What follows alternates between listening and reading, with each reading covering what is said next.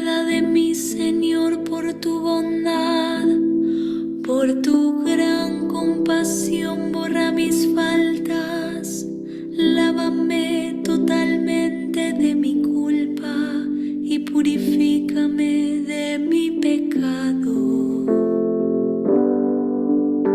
Piedad, Señor, pecamos contra ti.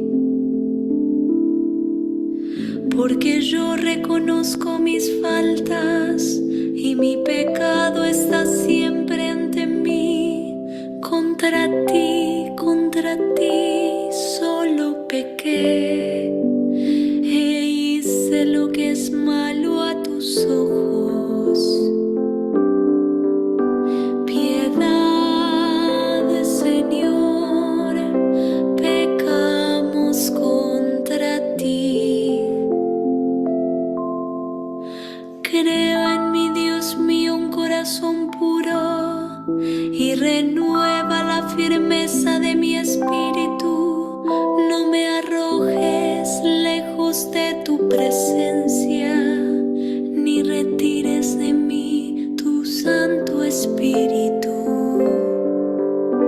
Piedad, Señor, pecamos contra ti.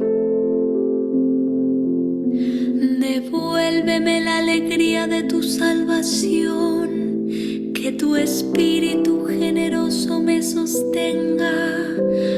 Abre mis labios, Señor, y mi boca proclamará tu alabanza.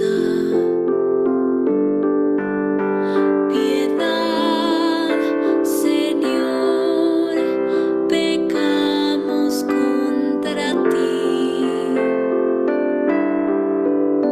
Piedad, Señor, pecamos contra ti.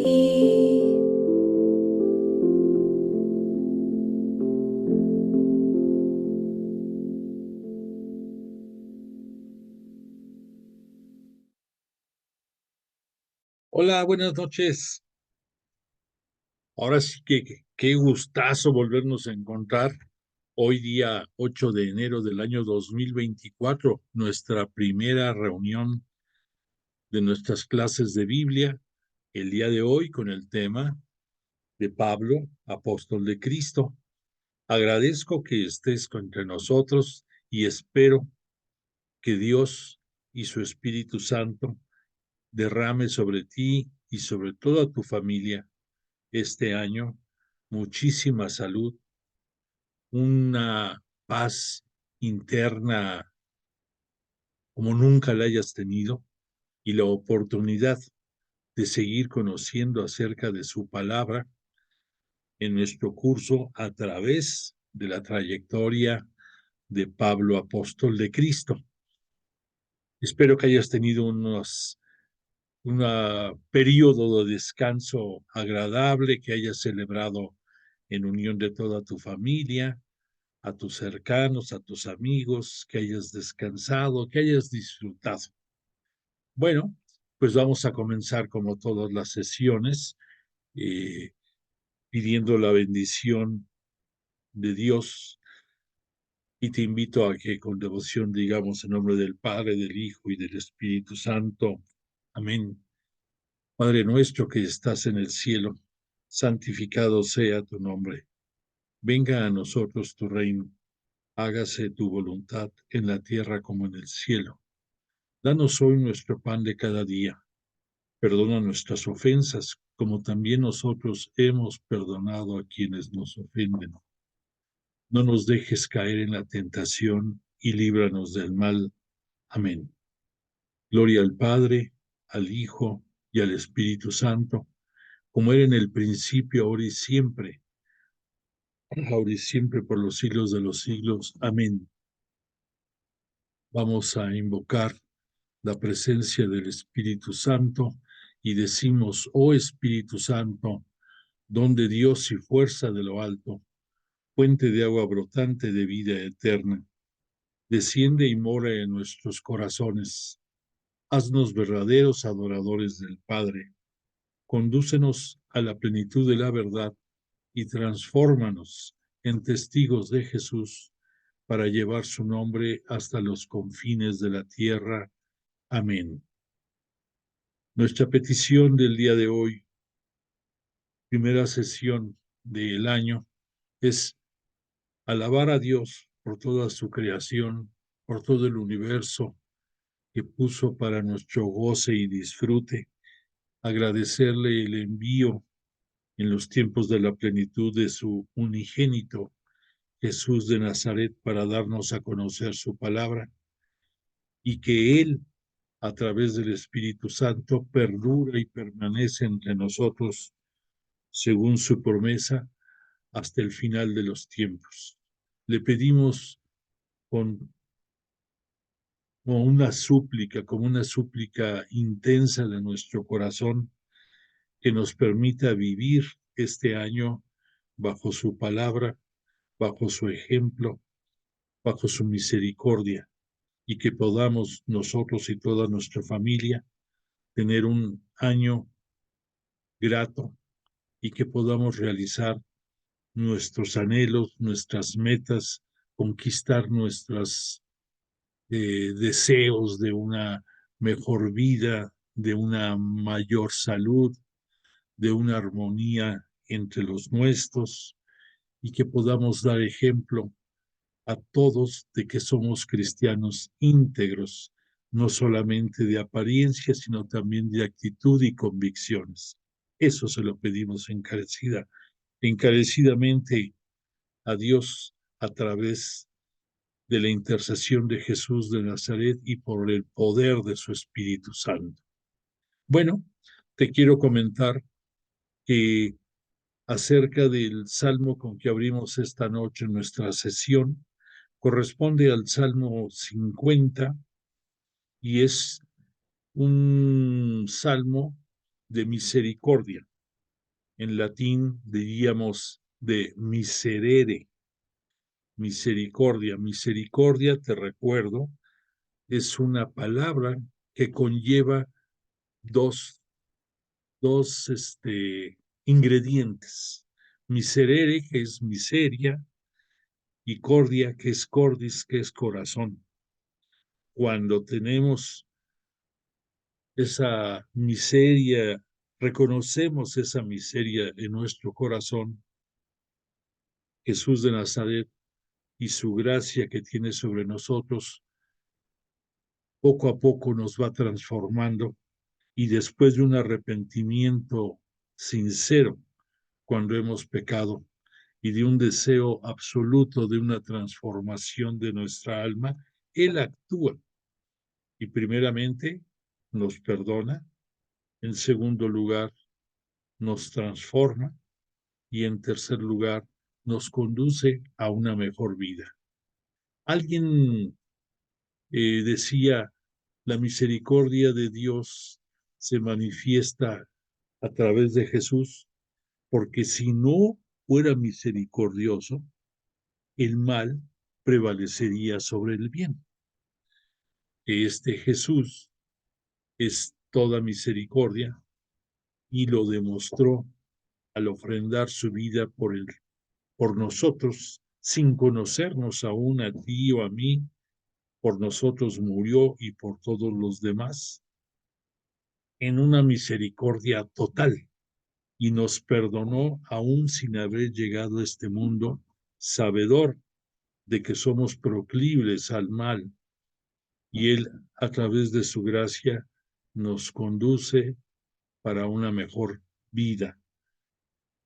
Y haciendo un poco de historia acerca de este episodio que desató este Salmo 50, te recuerdo que se dio cuando el rey David, después de enamorarse perdidamente de la esposa de Urías, uno de sus lugartenientes, él, todavía no conforme en su afán de apropiarse de la vida y de la belleza de su mujer, de Urías, le manda llamar, lo invita a estar ahí en palacio y después a través del propio Urías manda un mensaje a su encargado de la cruzada militar en la que participaba Urías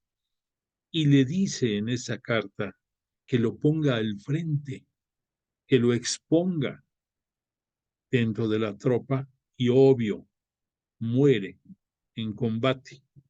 De esta manera, en principio, quizás el rey David pensó que ya no tendría nada que le impidiera seguir adelante en su aventura y matrimonio, pero pues fue a un costo muy grande.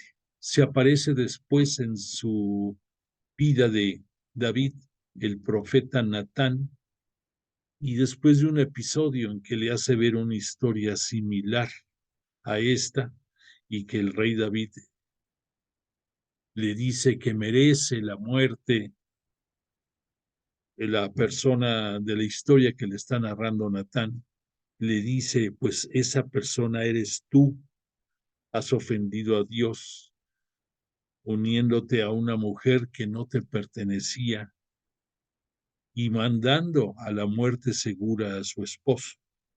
Por lo tanto, el hijo que está esperando tu mujer será castigado y tú a través de él.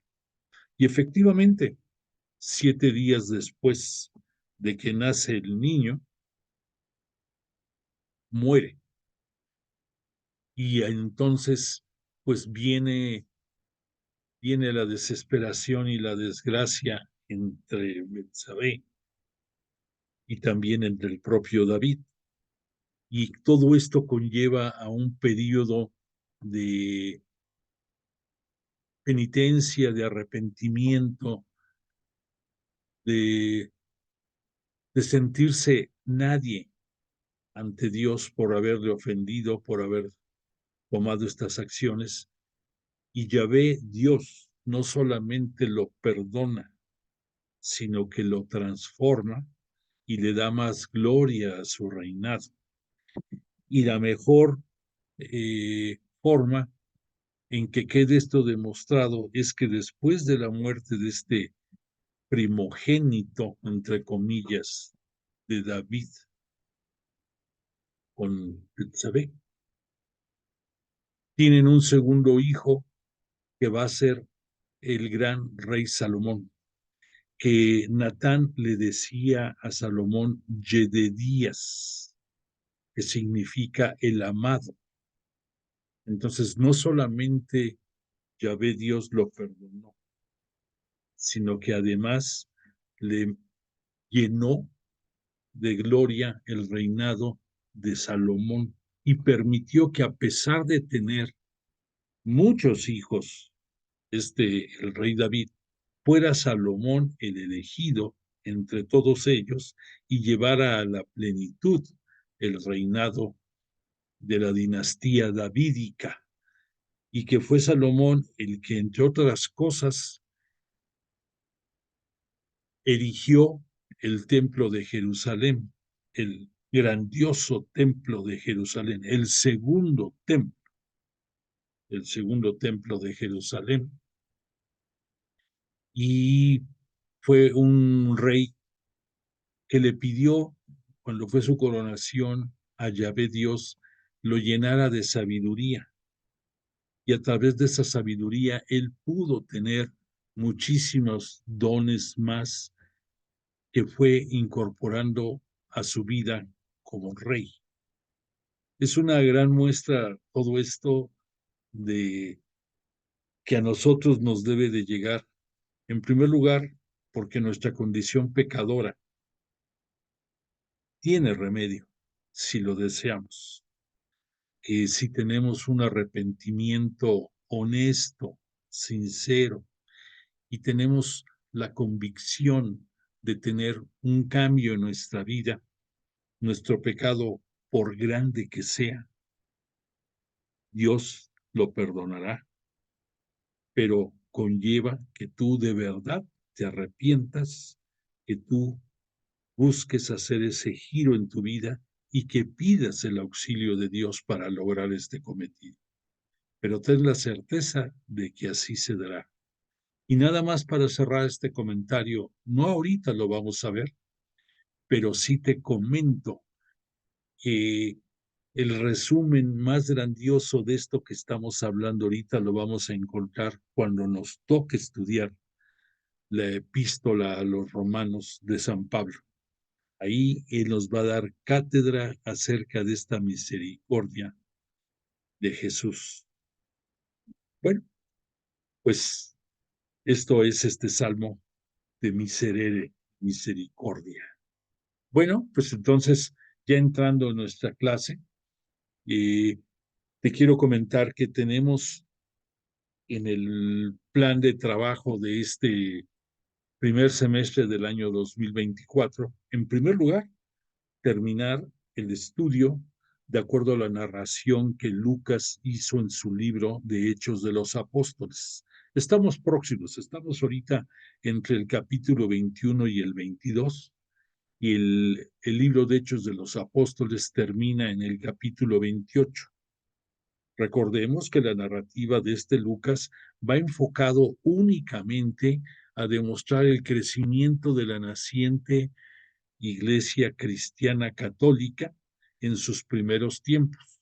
No lleva otra, otra finalidad catequética, que eso lo vamos a ver ya después de agotar esta lectura de Hechos de los Apóstoles a través de nuestro libro de Pablo Apóstol de Cristo, del padre Carrillo Alday, y del estudio ya específico desmenuzado de cada una de las epístolas de San Pablo.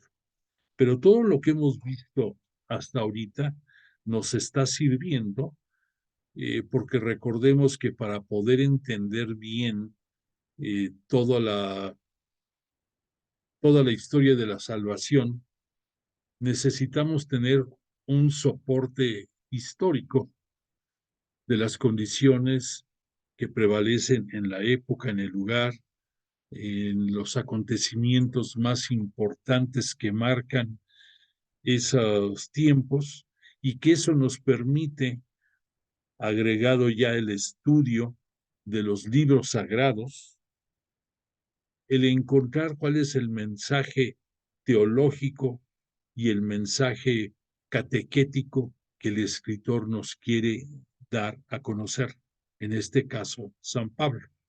Repito, vamos muy avanzados, pero necesitamos acabar de lo que es la narrativa de Lucas a través de Hechos de los Apóstoles.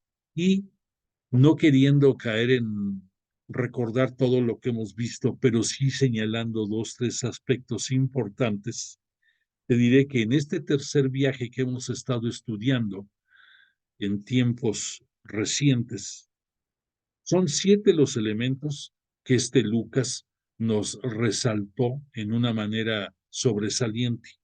No es casualidad que Lucas nos mencione el 7, porque recordemos que él es un hábil escritor y que nos hace siempre resaltar al Espíritu Santo, a la misericordia y a la plenitud reflejado en el número 7, y por lo tanto los acontecimientos sobresalientes del tercer viaje de Pablo van relacionados con esos 7 episodios que ya los vimos. Nada más quiero decirte que hay un episodio que quiero resaltarte un poquito más ahorita, porque cuando después de haber llegado a la zona de aquí de previa a la subida a Jerusalén de Pablo, recordemos aquí el tercer viaje está en línea azul, cuando llega a Tolemaida, a Tiro y a Tolemaida y a Cesarea, poco antes de subir, porque recordemos que al mencionar Jerusalén es sinónimo de subir. Este Pablo estuvo en casa de Felipe. Felipe es curioso porque fíjate que es una de las pocas nombramientos de Felipe. Lucas lo hace en su capítulo 21, concretamente en su versículo 9, y nos dice, bueno, un poquito más arriba, en el versículo 7, dice, terminada la travesía, fuimos de Tiro a Tolemaida, como vimos aquí en las flechas. Saludamos a los hermanos y nos quedamos un día con ellos. Al siguiente día salimos hacia Cesarea. Una vez allí, entramos en casa de Felipe, el evangelista. Esto me llamó la atención porque seguramente dentro de los evangelios apócrifos debe de existir un evangelio de Felipe.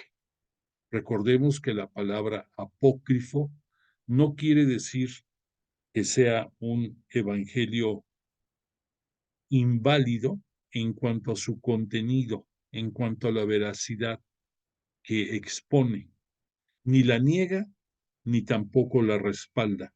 Únicamente que los evangelios canónicos vienen como consecuencia de un estudio y de un análisis de la propia Iglesia, en el cual, después de varios siglos, quedó determinado cuál iba a ser el contenido del Nuevo Testamento. Y ahí quedaron los 4 evangelios que conocemos, 3 de los sinópticos y el de San Juan. Entonces, esos son los evangelios que pertenecen al Nuevo Testamento. Mas, sin embargo, aquí en esta narrativa de Lucas nos da a entender que hubo otros evangelios, otras versiones de la buena nueva, que significa la vida y obra de Jesús de Nazaret aquí en la tierra, pero pues que no están incluidos dentro de la Biblia. Eso nada más para tu conocimiento. Bueno, y entonces, después de que llegó a Jerusalén, de Pablo, ahí hace otro comentario, que este Felipe tenía 4 hijas vírgenes que profetizaban. Este es otro dato interesante porque nos habla de que uno de los apóstoles de Jesús, obviamente, había estado casado y que él, a su vez, su familia se fue incrustando dentro de el cristianismo católico al punto de que las hijas de Felipe eran también eh, catequistas, eran evangelizadoras. Esto es muy interesante porque nada más a veces pensamos solamente en los apóstoles, pero no vemos quiénes vienen detrás de los. Bueno, entonces, estando allí en Jerusalén, algo también muy interesante, ya vimos que hay un personaje de nombre Ágabo, que es un profeta, o sea que también llevaba la palabra de Jesús en los ambientes de Asia y de Corinto y de otras partes más, que por cierto este Pablo le pidió mucho a Ágabo que él se quedara en Corinto para reforzar su labor, porque ya este Pablo había decidido permanecer en Éfeso. Sin embargo, aquí está Éfeso, y aquí era donde Pablo había hecho de Éfeso, de la ciudad de Éfeso, su punto neurálgico para ahí estar en contacto con las distintas comunidades aperturadas en la zona de Asia y en la zona de Macedonia y en la península griega. Pero ya este Pablo se había arraigado aquí y le pedía a Ágabo que se fuera él a Corinto. No aceptó. Pero hay un detalle muy interesante. Aquí recordemos, está Ágabo también en este momento en Jerusalén y de repente le ata los pies a Pablo y sus manos, o sea, imaginémonos que le junta las manos con los pies y con el propio cinturón de Pablo, lo amarra, pudiéramos decir. Pero lo que le dice a Pablo es muy importante.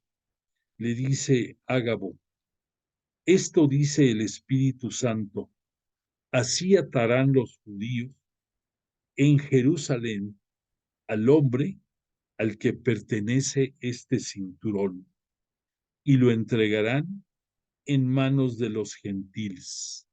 Esto tiene dos puntos importantes. Uno, el que dentro de sus habilidades de Ágabo, pues aquí sí lo identificamos totalmente como un profeta que le está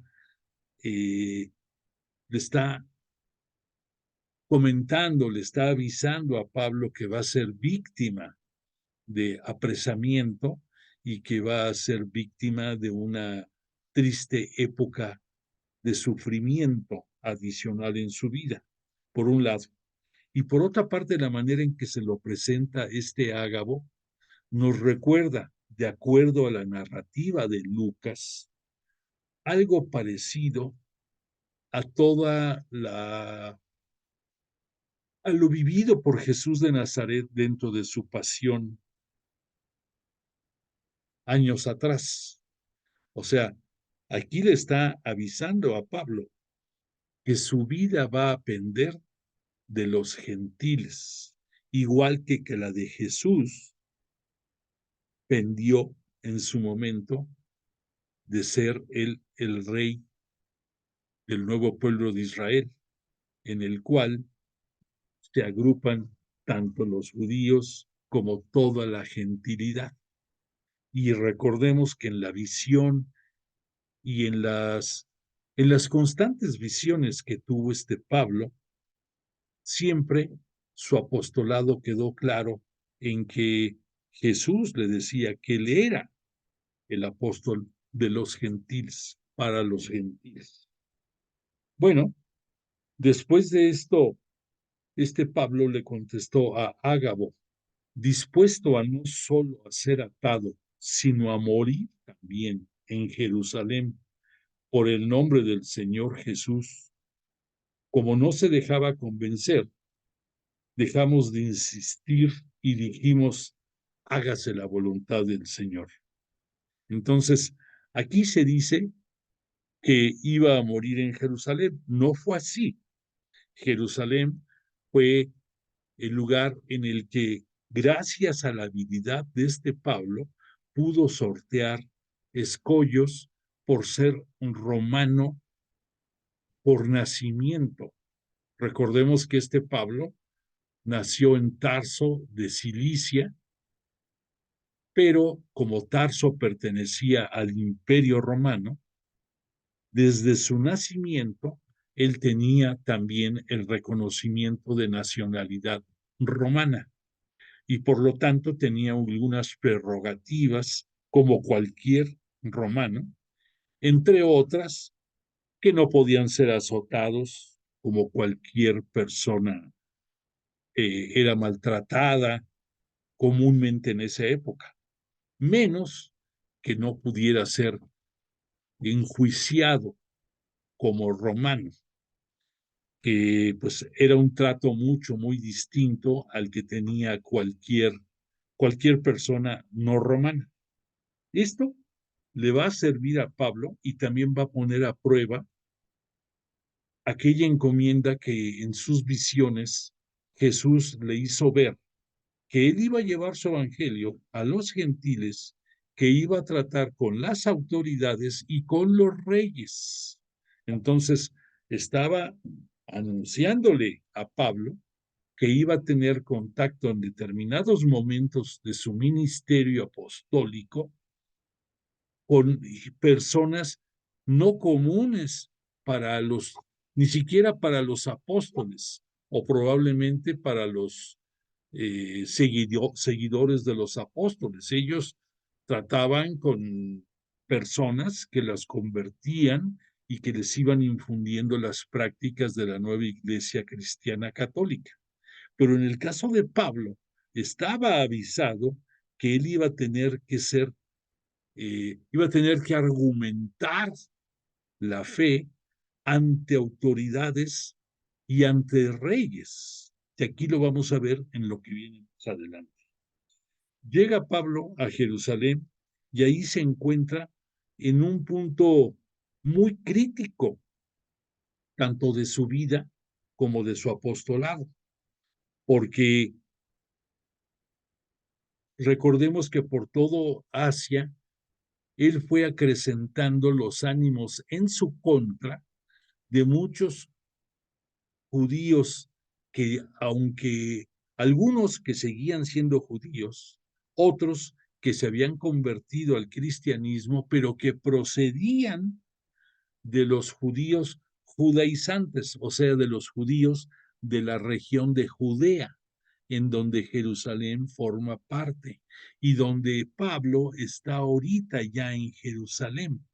Entonces ahí muchos de sus detractores se desplazaron de la región de Asia hacia Jerusalén. O sea, ya lo traían entre ceja y ceja y lo que querían era verlo muerto. Entonces, ahí van. Por otra parte, los propios judíos de Jerusalén le tenían también echado el ojo a Pablo, porque dentro de su implementación del cristianismo católico, él había hecho ver a los gentiles que no era necesario ser judío para poder ser cristiano, cosa que muchos judíos argumentaban que no podía ser eso, que tenían que ser judíos, que tenían que respetar la ley mosaica, o sea, todo lo que Moisés les dio a conocer, y que este Pablo no era digno de, de ser judío, como también se presentaba Pablo como un conocedor de toda la ley y que también, y nunca negó que él había pertenecido al judaísmo y muy concretamente que era muy simpatizante de la corriente farisea. Y eso de la corriente farisea fue lo que enfrentó más abiertamente a Pablo contra los judíos. ¿Por qué? Porque ya hemos comentado que dentro de los fariseos, ellos tienen la esperanza de la resurrección, no en una manera como nosotros los cristianos católicos la tenemos, en que estamos seguros que después del trance de abandonar este mundo, en ese instante podemos llegar a la morada eterna si así lo decidimos y seguimos los mandamientos de Jesús, de amar a Dios sobre todas las cosas y de amar a nuestro prójimo como Jesús nos amó y nos ama a nosotros. Bueno, los fariseos, algunos pensaban que esa resurrección iba relacionada a la angelología. Léase esto como el estudio de los ángeles. Los fariseos creían también en los ángeles y relacionaban mucho que esa esperanza de resurrección podía venir de la mano de lo que son los ángeles. Y por otra parte, recordemos también que los judíos creían que, que podía el espíritu de alguna persona incrustarse en otra de nacimiento posterior. Para ser concretos, recordemos el episodio cuando Jesús les dice a sus apóstoles, cuando le hicieron la pregunta, ¿no era necesario que antes de que llegara el Mesías, Elías volviera a este mundo, y el propio Jesús de Nazaret les dijo, eso se cumplió, pero no lo lograron reconocer muchos o aceptarlo.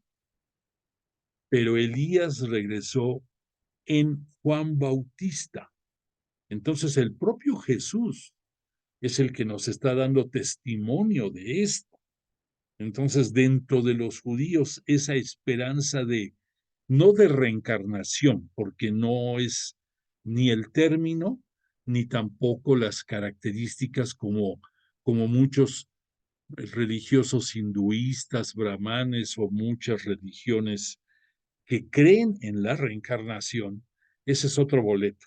Aquí nada más pensaban que el espíritu, que era uno de los ingredientes de la persona dentro de los judíos, o sea que desde el punto de vista material era carne y sangre, y desde el punto de vista espiritual era el espíritu que se iba en ciertos momentos con personajes sobresalientes como Elías, que de acuerdo a su tradición desapareció y se fue al cielo en un carro de fuego, y que ellos aseguraban que antes de que apareciera el Mesías iba a manifestarse Elías. Bueno, repito, Jesús nos da a conocer que esto se dio en la persona de Juan Bautista. Entonces, estos ingredientes nos da a entender las grandes diferencias que había en ciertos sectores judíos, concretamente los simpatizantes de los fariseos, y el resto de los judíos. Por ejemplo, el grupo de los saduceos no creían en esto que mencionamos, y los saduceos estaban muy ligados al manejo jerárquico de la iglesia judía dentro de Jerusalén y en muchos lugares, y procedían de una familia sacerdotal. Se sentían que ellos estaban destinados al manejo del culto. Eso eran los saduceos en gran parte, y que no creían ni en los ángeles ni en la resurrección. Para que tú veas hasta dónde llegaba esa adversión que tenían ya formada contra Pablo, déjame leerte un comentario acerca de lo que pensaban los detractores judíos del propio Pablo. Fíjate, te leo. Dice, poco después de que Pablo dejara Pesinonte de Galacia, llegó un grupo de judío-cristianos de Asia hacia Pesinorte. Aquí podemos ubicar toda esa zona. Aquí, por toda esta zona estaban. Entonces se dejaron llegar desde Asia hasta aquí, hasta esta zona, para hacerle la vida de cuadritos a Pablo. Pertenecientes en general al grupo de los judaizantes, ya dijimos que son judíos provenientes de la región de Judea, que intentaban desacreditar a Pablo y exigían a los cristianos venidos del paganismo la observancia de la ley de Moisés, lo que ya citamos. Esto, para ubicarnos, era sobre la primavera del año 53. Había 5 cargos que esgrimían en contra de Pablo el apóstol. El primero, el evangelio de Pablo es superficial y no tiene en cuenta el plan de salvación de Dios, confiado al pueblo de Israel a través de Moisés. O sea, se sentían los únicos poseedores de la verdad y el único pueblo por el cual, practicando sus costumbres religiosas, se podía obtener la salvación. Punto número 2. Pablo no es digno de confianza, pues el evangelio que predica no es el de las altas autoridades de Jerusalén, que habían conocido a Jesús. O sea, decían, en pocas palabras, este Pablo ni siquiera tiene idea, ni conoció a Jesús. ¿Cómo puede andar pregonando el cristianismo? ni siquiera conoció como muchos a Jesús. Punto número 3. Pablo sabía que tendría éxito entre los gentiles si callaba la necesidad de la circuncisión y la obligación de las reglas alimenticias. Vemos, recuerda, que Pablo tuvo visiones y que tuvo enfrentamientos incluso hasta con el propio Pedro, y que de ahí se ocasionó ese concilio, entre comillas, de Jerusalén en el año 51, en que se definió que no era necesario ser primero judío para después pertenecer a la Iglesia Cristiana Católica, y que por lo tanto cualquier gentil podía entrar en forma directa sin haber sido circuncidado y sin respetar las normas alimenticias, que era uno de los 613 preceptos que los judíos tenían sobre todos los integrantes del judaísmo. Por eso, en gran parte, pues Jesús siempre estuvo diciendo que estaban con sobrecarga de preceptos y que por andar viendo esas minucias, esas tonterías, se olvidaban de dar culto a Yahvé Dios y de practicar las obras de misericordia. Y en eso sabemos que tenía toda la razón Jesús. Bueno, pero los judíos pensaban esto. En cuarto lugar, que Pablo se había separado de las iglesias judío-cristianas que seguían a Santiago de Jerusalén y Pedro. O sea que ellos argumentaban que la verdadera iglesia cristiana católica estaba en Jerusalén y que sus jerarcas eran Pedro y Santiago. Santiago, el pariente de Jesús, quien se encargaba del manejo de la iglesia de Jerusalén. Y en quinto lugar, que Pablo no era representante sino de sí mismo y por lo tanto carecía de toda autoridad. Todo esto eran los argumentos, entre otros, los principales argumentos que estos judíos provenientes del judaísmo judaizante, valga la redundancia, argumentaban en contra de Pablo. Y entonces nos queda claro que desde varios puntos de Asia lo siguiendo, asediando y complicándole la vida. Y ahorita que este Pablo está en Jerusalén, lo siguen, se dejan venir desde las regiones de Asia para armar el borlote y buscar la forma de darle muerte a este Pablo. Y este Pablo, recordemos, que llega a Jerusalén con el principal objetivo de entregar a Pedro y a la iglesia de Jerusalén la gran colecta que por años habían estado juntando todos los integrantes de las comunidades cristianas católicas de toda esta zona, muy especialmente de la zona de Filipos. Y recordemos que Pablo les pedía que cada lunes juntaran lo que habían podido ahorrar para poder hacer un fondo común para llevar para la atención de las viudas en Jerusalén. Y en este punto en que Pablo está en Jerusalén, uno de sus principales objetivos es entregar ese dinero recolectado ahora sí que con sudor de todos los nuevos integrantes de la comunidad cristiana católica de toda la zona de Asia y de Macedonia y de Grecia. Tristemente, ya sabemos que esta colecta fue rechazada por los integrantes de la comunidad cristiana en Jerusalén y que le dijeron a Pablo que ese dinero que había juntado lo cediera para que 4 integrantes pudieran terminar su nazoreato, su nazireato, cualquiera de las dos formas se entiende, que era el haber cumplido una manda, pudiéramos decir, para entendernos mejor por X tiempo y estar al servicio de la iglesia, y que al finalizar, según las costumbres judías, tenían que ofrendar animales en holocausto, y eso costaba un buen dinero.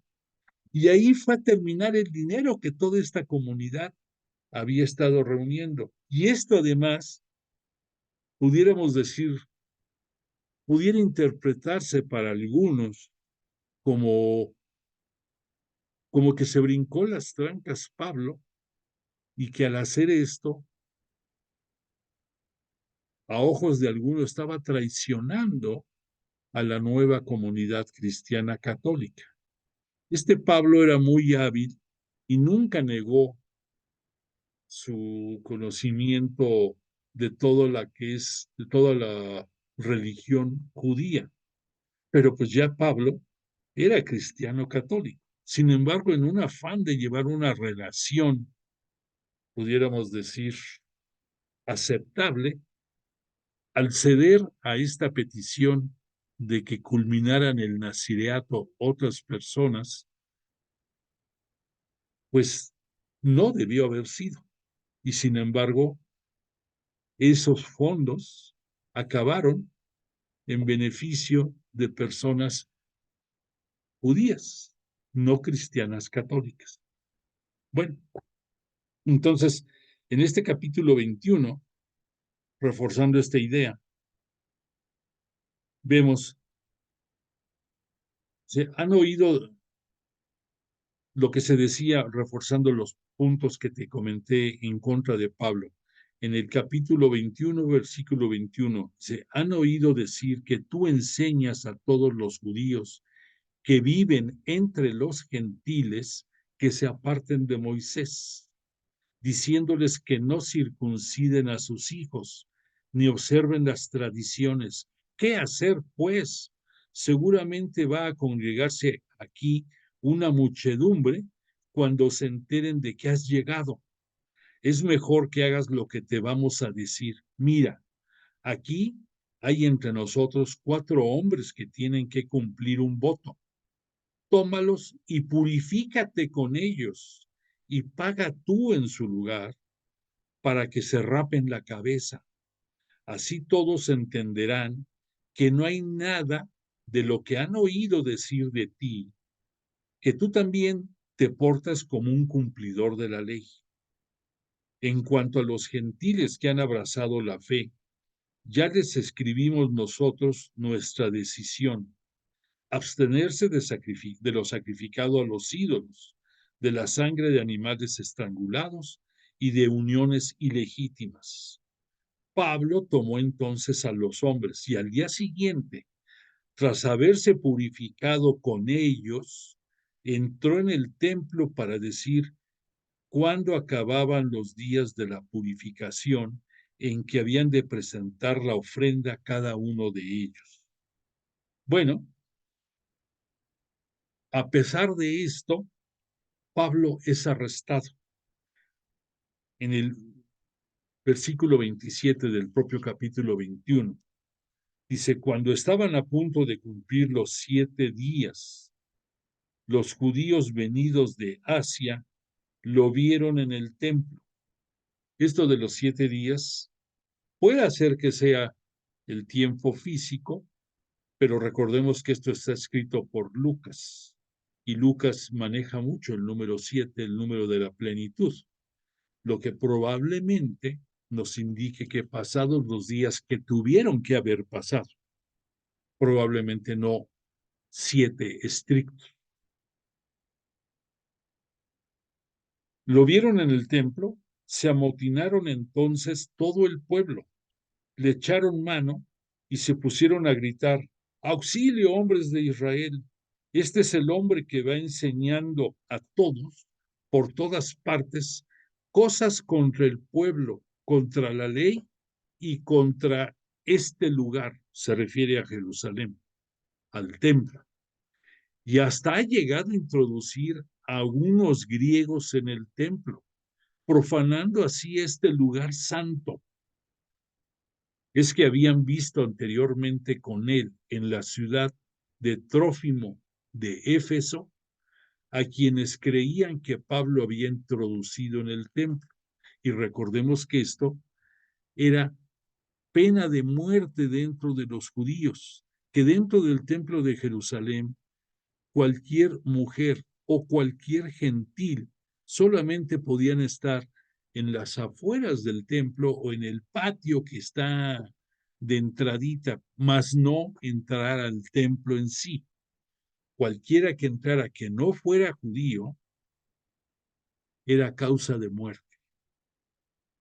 Entonces se apoderaron de Pablo y lo arrastraron fuera del templo. Lo arrastraron, ¿eh? Inmediatamente cerraron las puertas del templo. Intentaban darle muerte. Cuando alguien subió a decir al tribuno de la cohorte, todo Jerusalén está revuelto, tomó consigo soldados y centuriones y bajó corriendo. Ellos, al ver al tribuno y a los soldados, dejaron de golpear a Pablo. Entonces el tribuno se acercó y mandó que lo detuvieran y lo atasen con 2 cadenas. Después empezó a preguntar quién era y qué habían hecho, pero entre la gente no había unanimidad. Unos gritaban una cosa y otros otras.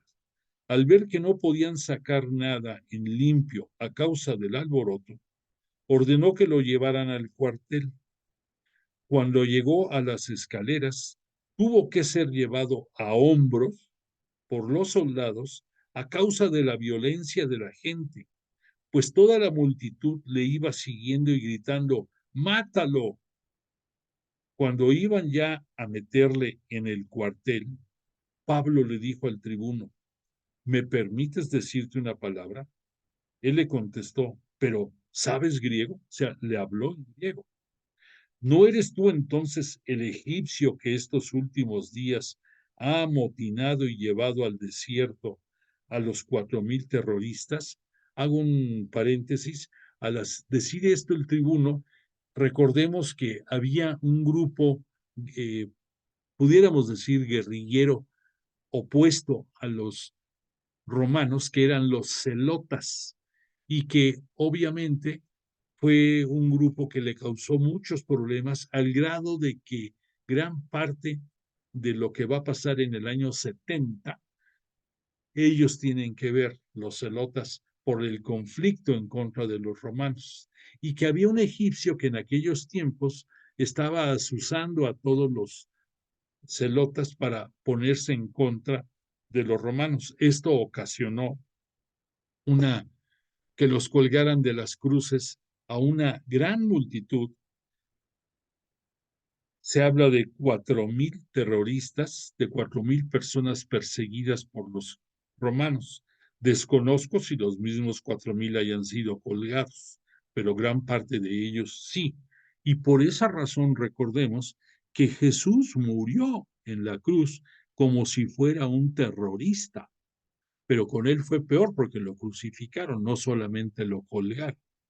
Bueno, pero esta era una característica de los judíos en contra de los celotas, que viene su palabra de celo, que eran celosos del judaísmo y eran celosos y detestaban a los romanos. Otro detalle que te quiero comentar, cuando dijimos el tribuno, no pensemos que el tribuno era una autoridad judicial. El tribuno era el que comandaba un cierto grupo de militares que tenía sus órdenes centuriones y que tenía muchos más, pero él estaba sobre de ellos, ese era el tribuno. Y por otra parte, cuando se dijo aquí que tenía 2 cadenas Pablo, te voy a decir qué significa. Había unas cadenas sencillas con la cual tenían atadas las manos a los detenidos y otras mucho más pesadas que los unían a sus pies para evitar que se fugaran. Entonces Pablo en este momento, que lo apresan, tiene las 2 cadenas. Después vamos a ver que en ciertos momentos únicamente va a permanecer con unas cadenas que son más, pudiéramos decir, más amables, que de hecho cuando estuvo preso en Roma, gran parte de su prisión la tuvo domiciliada, pero con su cadena, y esa cadena lo tenía atado a un soldado romano, el brazo derecho de Pablo atado al brazo izquierdo de un romano. Esa era la cadena más sencilla. La otra, la pesada, era para impedir que se les pudiera fugar él o cualquier preso que tuviera esa doble cadena. Entonces le habló en griego al tribuno y Pablo le dice, soy judío de Tarso de Cilicia, una ciudad no insignificante. Te ruego que me permitas hablar a la gente. El tribuno se lo permitió. Pablo, de pie sobre las escaleras, pidió con la mano silencio a la gente. Con la mano era, levantabas el brazo, más o menos así, con 3 dedos, no por decir de la Santísima Trinidad, sino que era una forma de pedir la palabra. Y Pablo sabía mucho retórica, que era la forma elocuente y grandiosa de dirigirse a la gente. Y entonces por eso aquí cita, levantó la mano y pidió la palabra. Y les empezó a hablar en hebreo. Entonces imagínate, al tribuno le habla en griego, demostrando su conocimiento y su origen de que procede de la región de Tarso de Cilicia, que tenía mucha influencia helénica, pero eran, que eran romanos, él y muchos más por nacimiento. Después a toda la población les empieza a hablar en hebreo. Para que te ubiques, vamos a entrar al capítulo 22 de Hechos de los Apóstoles.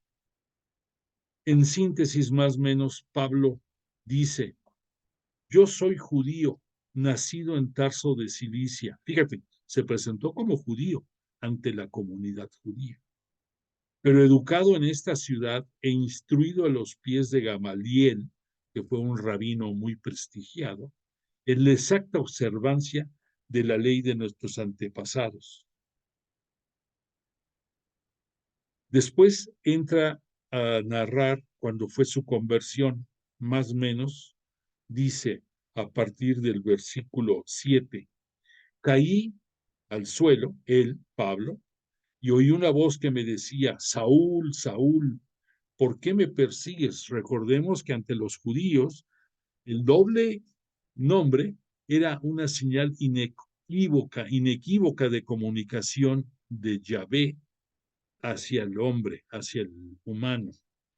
Aquí lo resalta Pablo, Saúl, Saúl, ¿por qué me persigues? Yo respondí, ¿quién eres, Señor? Me dijo, yo soy Jesús Nazoreo, a quien tú persigues.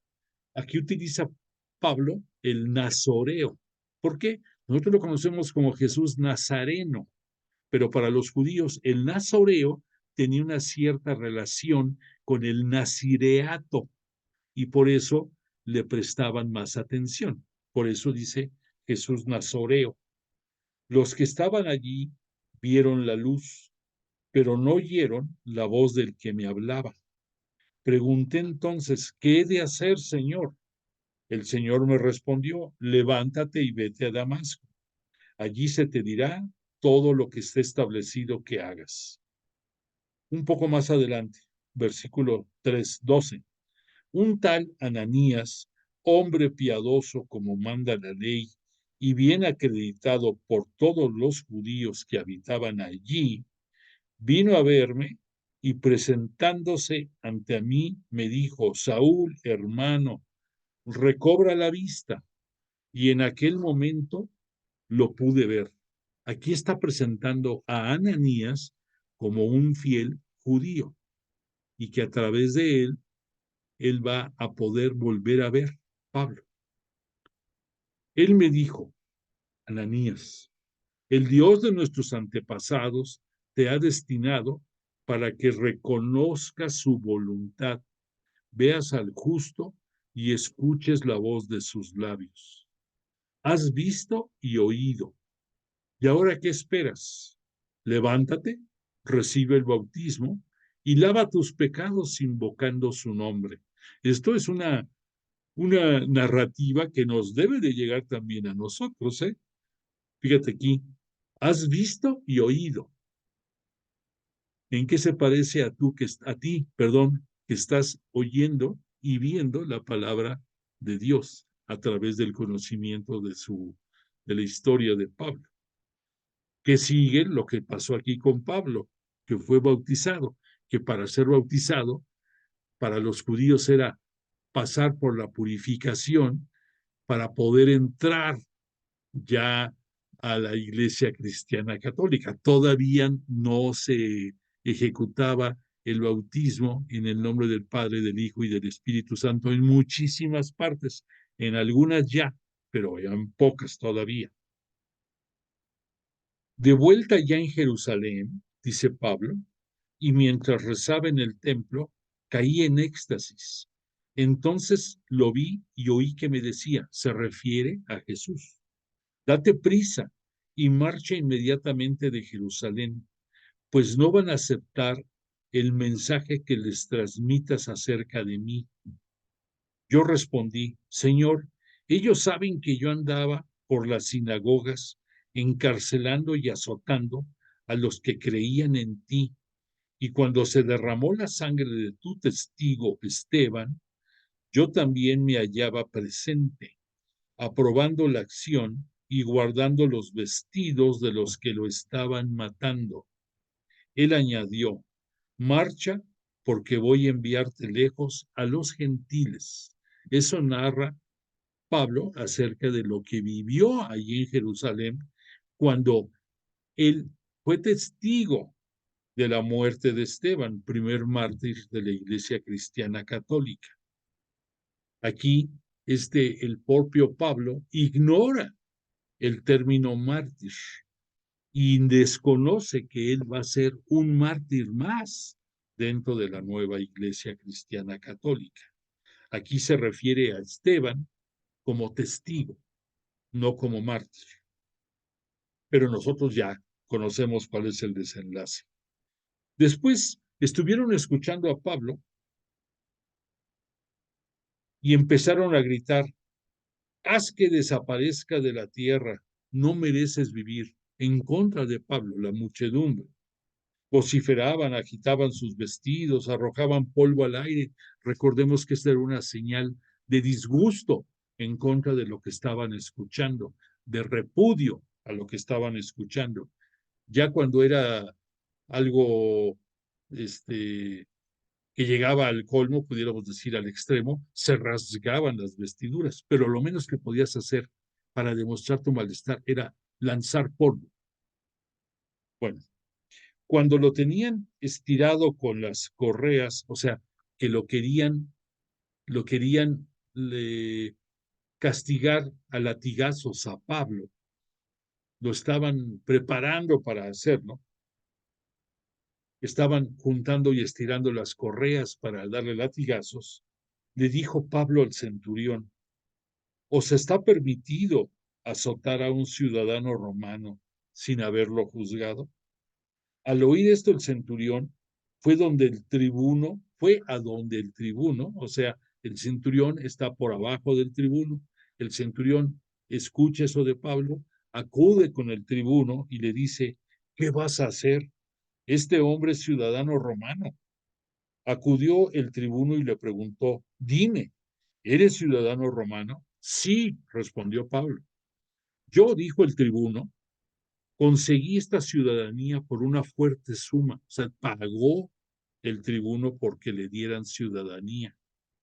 Pablo responde, pues yo la tengo por nacimiento. Los que iban a torturarlo se retiraron de inmediato.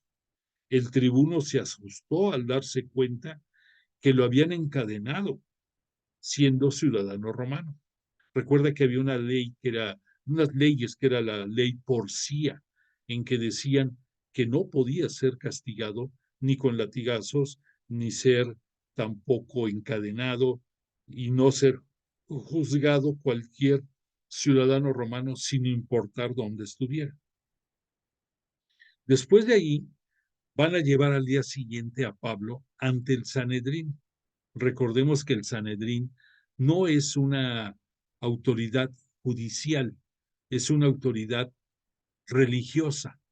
Y el Sanedrín está constituido por el sumo sacerdote, por los doctores de la ley, por ciertos fariseos y escribas y posiblemente por uno que otro saduceo, pero muy pocos, porque no les importaba meterse a juzgar a los saduceos. Entro al capítulo 23. Pablo miró a los del Sanedrín y dijo: hermanos, yo me he portado con buena conciencia ante Dios hasta este día. Pero el sumo sacerdote Ananías mandó a los que lo asistían que le golpeasen en la boca. Este Ananías es otro diferente al Ananías que citó Pablo, que le dio a recobrar la vista. Se llama igual Ananías. Entonces le golpean la boca a Pablo. Y Pablo dice: Dios te golpeará a ti, pared blanqueada. Estas palabras nos recuerdan un poco a las que Jesús pronunciaba ante los fariseos, diciéndoles: sepulcros blanqueados, muy lindos por dentro, pero llenos de huesos por dentro, huesos podridos. Resulta que te sientas para juzgarme, le dice al Ananías sacerdote, te sientas para juzgarme conforme a la ley y mandas, violando la ley, que me golpeen. Pero los que estaban a su lado le dijeron: ¿insultas al sumo sacerdote de Dios? Pablo respondió: hermanos, ignoraba que fuera el sumo sacerdote. Ya sé que está escrito: no injuriarás al jefe de tu pueblo. Pueblo, dándose cuenta de que una parte eran saduceos y otros fariseos, gritó en medio del Sanedrín: hermanos, yo soy fariseo, discípulo de fariseos, y me juzgan porque tengo esperanza en la resurrección de los muertos. Cuando dijo esto, se produjo un altercado entre fariseos y saduceos. Recordemos, para los fariseos la comparten la idea, los saduceos no. Se agarran del chongo y se arma la grande ahí, ¿no? La asamblea se dividió. Es que los saduceos dicen que no hay resurrección, ni ángeles, ni espíritus, mientras que los fariseos profesan todo esto, lo que hemos dicho. Se produjo pues un gran griterío. Algunos escribas del partido de los fariseos se pusieron de pie y decían: no encontramos nada malo en este hombre, y si por casualidad le habló un espíritu o un ángel. Como el altercado iba en aumento, el tribuno llegó a temer que Pablo fuese despedazado por la multitud, así que ordenó a la tropa que bajase, que lo sacasen de ahí y lo llevasen al cuartel. A la noche siguiente se le presentó el Señor a Pablo, otra visión que tiene Pablo, y le dice Jesús a Pablo: ánimo, pues del mismo modo que has hablado de mí en Jerusalén, deberás hacerlo en Roma. O sea, aquí Jesús le está anticipando que este no es el final. Pablo así lo veía y temía que allí en Jerusalén le dieran muerte. Pero ya Jesús aquí le dice que va a haber más, y entonces le da la esperanza de que él sea juzgado como ciudadano romano. Y eso va a ser Pablo. Vamos a ver un poco más adelante lo que sucede. Al amanecer, los judíos se confabularon y se comprometieron bajo anatema a no comer ni beber hasta haber matado a Pablo. Esto del anatema, el anatema es una particularidad. Cuando tú reniegas de tu fe, eres reo de anatema. O sea, es el paso previo a una excomunión de cualquier iglesia, llámale la que quieras. En el caso del cristianismo católico, si tú estás en contra del Espíritu Santo, como lo dijo Jesús. Y el Espíritu Santo conlleva el tener fe en Padre, Hijo y Espíritu Santo, en la Santísima Trinidad. Por eso dijo Jesús que ese es el único pecado que no se perdonará. Esto refiriéndose a que tú reniegues de tu fe, que tú la profesas a través del credo de los apóstoles y que tú recitas cada domingo en la liturgia eucarística. En el caso de los judíos, aquí, cuando dicen se comprometieron bajo anatema, es que juraron que primero muertos antes de y renegar de sus principios judaicos si no lograban que se le diera muerte a Pablo. Eran más de los 40 comprometidos en esta conjura.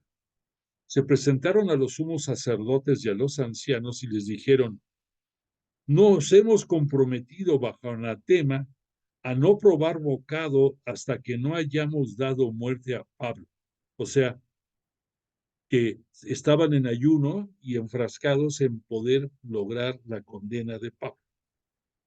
Vosotros, de acuerdo con el Sanedrín, indicad al tribuno que os lo baje a vosotros, como si quisieras examinar más a fondo su caso.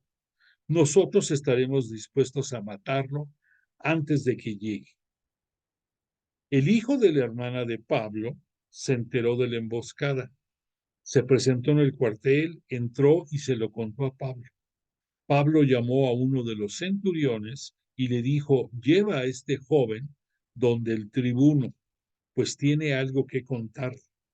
El centurión se lo presentó al tribuno, diciéndole: Pablo, el preso, me llamó y me rogó que te trajese a este joven, que tiene algo que decirte. El tribuno lo tomó de la mano, lo llevó aparte y le preguntó: ¿qué tienes que contarme? Los judíos, dijo el muchacho, se han concertado para pedirte que mañana bajes a Pablo al Sanedrín con el propósito de hacer una indagación más a fondo sobre él. Pero tú no les hagas caso, pues le preparan una emboscada más de 40 hombres de entre ellos que se han comprometido bajo anatema a no comer ni beber hasta haberle dado muerte a Pablo. Ahora están preparados esperando tu asentimiento. El tribuno despidió al muchacho dándole esta recomendación: no digas a nadie lo que me has comentado todo esto. Bueno, todo esto liga tú mentalmente todo lo que te recuerda al proceso que Jesús de Nazaret vivió. Recuerda, hay tantas insidias y tanto manejo de la muchedumbre por la mente de algunos cuantos que logran un propósito tremendo. Entonces, Pablo, sin que él se lo propusiera, está pasando el mismo suplicio que Jesús tuvo dentro de su pasión y previo a su muerte. Bueno, continúo en el versículo 23 del capítulo 23. Después llamó a 2 centuriones y les dijo: tened preparados para la tercera hora de la noche 200 soldados, 70 de caballería y 200 lanceros. Tenéis que ir a Cesarea. Preparad también cabalgaduras para que monte Pablo y llevadlo a salvo al procurador Félix. Entonces el centurión arma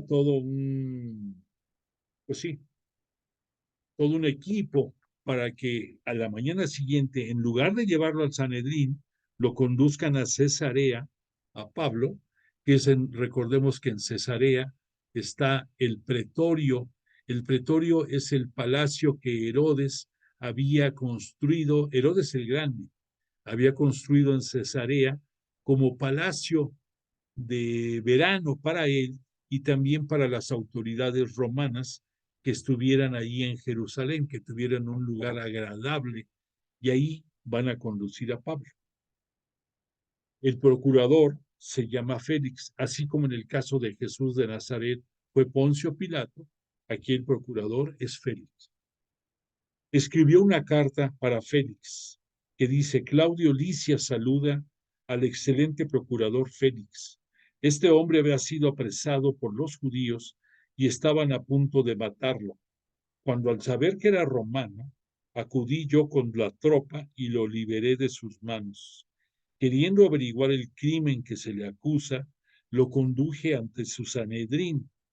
Allí pude comprobar que le acusaban sobre cuestiones de su ley, o sea, cuestiones religiosas, no cuestiones civiles, no cuestiones del Imperio Romano, pero que no tenía ningún cargo que exigiera la muerte o la prisión. Pero al recibir el aviso de que se preparaba una conjuración contra este hombre, he decidido mandártelo de inmediato. Además, he indicado a sus acusadores que formulen ante ti las quejas que tengan contra él. Los soldados tomaron a Pablo y lo condujeron de noche hacia Cesarea, pasando por Antipátrida. A la mañana siguiente dejaron a los de caballería que siguieran con él y ellos regresaron al cuartel, el resto de la guardia. Entregaron la carta al procurador y le presentaron a Pablo.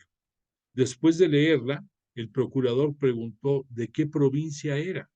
Una vez que supo que era de Cilicia, Pablo, o sea, Tarso pertenece a Cilicia, le dijo: te oiré cuando estén también presentes tus acusadores.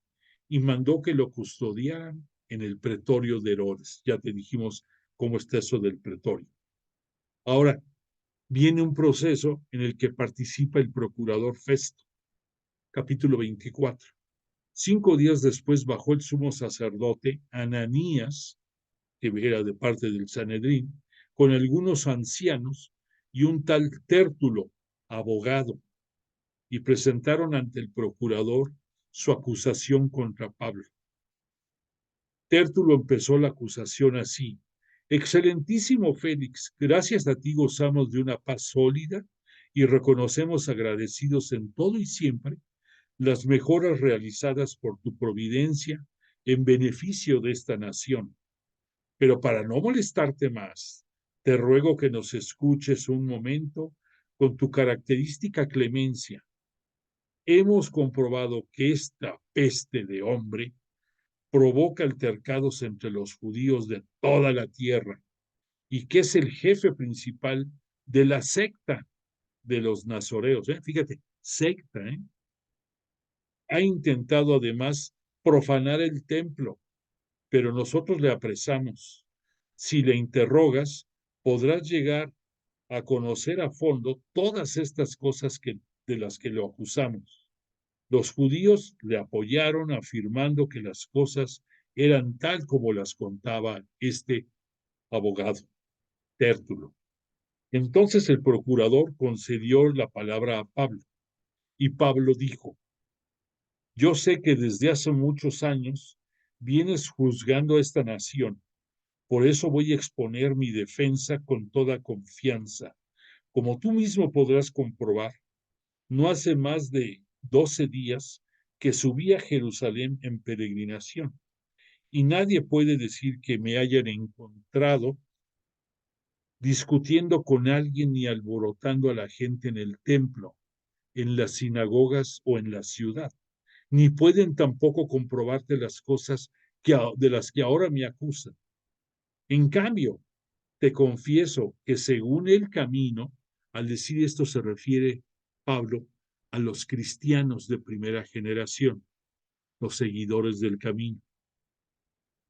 Vuelvo a decir, a leer: en cambio te confieso que según el camino que ellos llaman secta, doy culto al Dios de mis antepasados, creo en todo lo que está escrito en la ley y en los profetas, y tengo en Dios la misma esperanza que estos tienen, de que habrá una resurrección, tanto de los justos como de los injustos.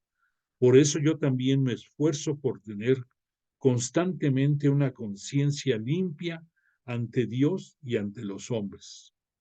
Al cabo de muchos años he regresado a traer limosnas y los de mi nación, los judíos, y a presentar ofrendas. Mientras las ofrecía, me encontraron en el templo tras haberme purificado, y no precisamente provocando una algarabía. Pero fueron algunos judíos de Asia, que son los que debieran presentarse ante ti y acusarme si es que tienen algo en contra mía, y si no, que digan ellos mismos qué crimen hallaron en mí cuando comparecí en el Sanedrín, a no ser este grito que lancé cuando estaba en medio de ellos: yo soy juzgado hoy entre vosotros por la resurrección de los muertos. Aquí nos está dando Pablo la gran diferencia que hay entre el judaísmo y el cristianismo. Y en pocas palabras, para Pablo, los judíos creen en todo, creen en Yahvé Dios, igual que nosotros creemos en Dios y creemos en su Hijo Jesús. Y que la gran diferencia a los ojos de Pablo es la resurrección, aquella que Jesús nos conquistó con su gloriosa resurrección y ascensión a los cielos. De ahí en fuera, somos muy parecidos, por no decir iguales. Y tiene mucho de razón Pablo. En realidad, ¿qué fue lo que sucedió?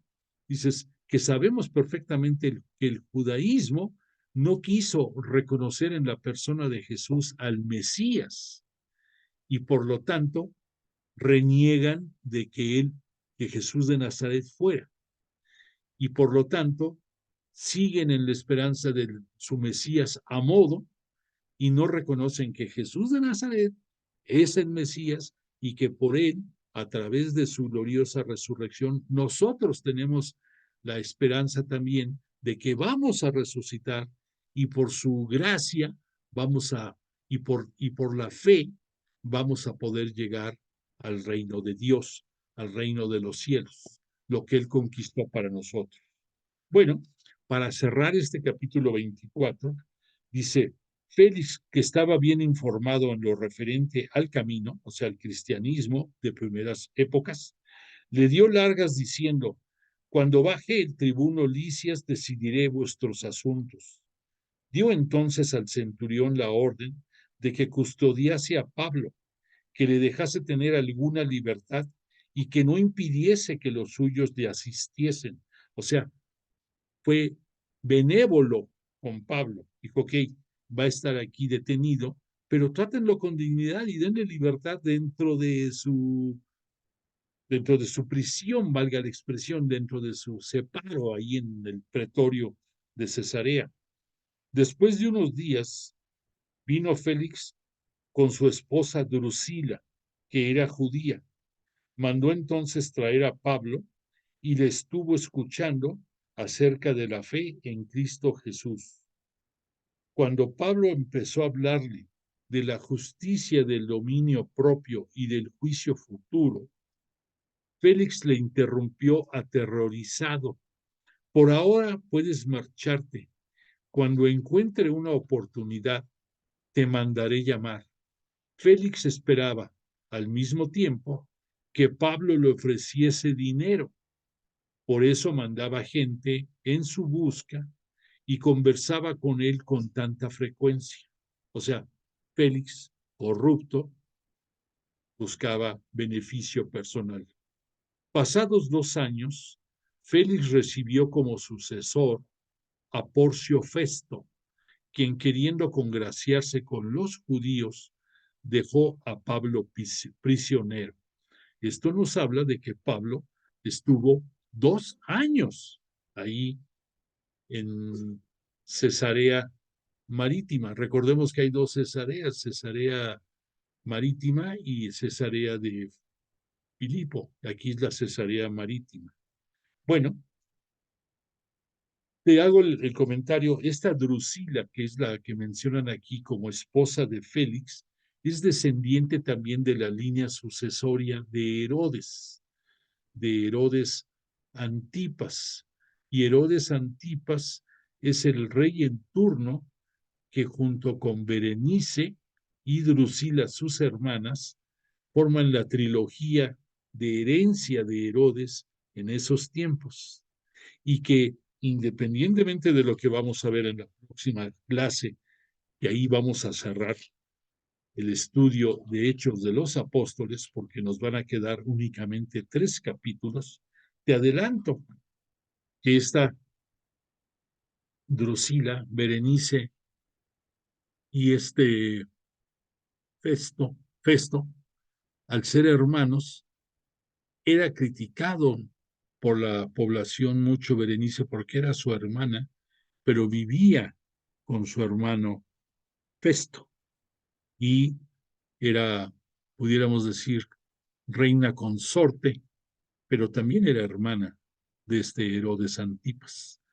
Perdón, descendiente de Herodes Antipas, esta Berenice y Festo. Pero bueno, eso te lo dejo para el siguiente capítulo de la próxima semana, para que no te pierdas el estar aquí entre nosotros. Bueno, pues vemos que está poniéndose interesante este desenlace de Pablo ahí en Jerusalén, y le agradecemos a Jesús de Nazaret y a su Espíritu Santo el que nos hayan acompañado esta noche, como siempre en nuestra clase, abriéndonos el corazón, los ojos, en nuestro ser, para poder entender más acerca de su palabra. Y le pedimos que nos acompañe también a nuestra familia y a nosotros esta semana y siempre, y que permita que, si es su voluntad, el próximo lunes nos volvamos a encontrar aquí en el estudio de Pablo, apóstol de Cristo. No dejes de mandar constancia de tu presencia. Te invito a que sigas recomendando que nos puedan ver algunas otras personas. Recuerda que pueden accesar a estas clases también a través del Facebook, a través del YouTube y, por supuesto, unirse a través del Zoom con nosotros. No dejes de recomendarnos, ojalá y podamos crecer más y llevar la palabra hasta los confines de la tierra. Te agradezco tu presencia, te deseo una bonita semana y pues si todo sale bien te pondremos la canción de cierre. Que tengas bonita noche.